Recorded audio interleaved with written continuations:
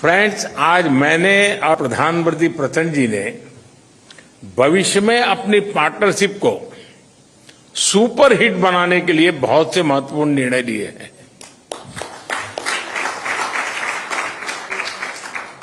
आज transit agreement संपन्न किया गया है।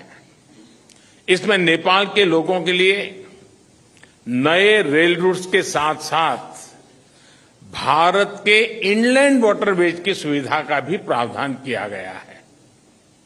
हमने नए रेल लिंक स्थापित कर फिजिकल कनेक्टिविटी को बढ़ाने का निर्णय लिया।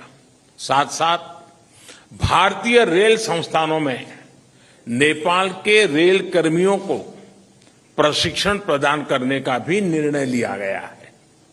नेपाल के सुदूर पश्चिमी क्षेत्र से कनेक्टिविटी को बढ़ावा देने के लिए सिरसा और झूलाघाट में 2 और पुल बनाए जाएंगे। क्रॉस बॉर्डर डिजिटल पेमेंट के लिए उसके माध्यम से फाइनेंशियल कनेक्टिविटी में उठाए गए कदमों का हम स्वागत करते हैं। इसका लाभ हजारों विद्यार्थी, लाखों टूरिस्ट और तीर्थयात्रियों के साथ साथ मेडिकल ट्रीटमेंट के लिए भारत आए मरीजों को भी मिलेगा। 3 आईसीपी के निर्माण से आर्थिक कनेक्टिविटी सुदृढ़ होगी। पिछले साल हमने पावर सेक्टर में सहयोग के लिए एक लैंडमार्क विजन डॉक्यूमेंट अपनाया था।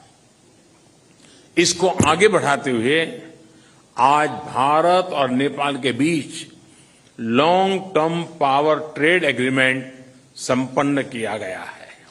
इसके अंतर्गत हमने आने वाले 10 वर्षों में नेपाल से 10,000 मेगावाट बिजली आयात करने का लक्ष्य रखा है। फुकोट, कर्णाली और लोअर अरुण हाइड्रो इलेक्ट्रिक परियोजनाओं पर हुए समझौते से विद्युत क्षेत्र में सहयोग को और बल मिला है। मोतीहारी अमलेखगंज पेट्रोलियम पाइपलाइन के सकारात्मक प्रभाव को देखते हुए इस पाइपलाइन को चितवन तक ले जाने का निर्णय लिया गया है।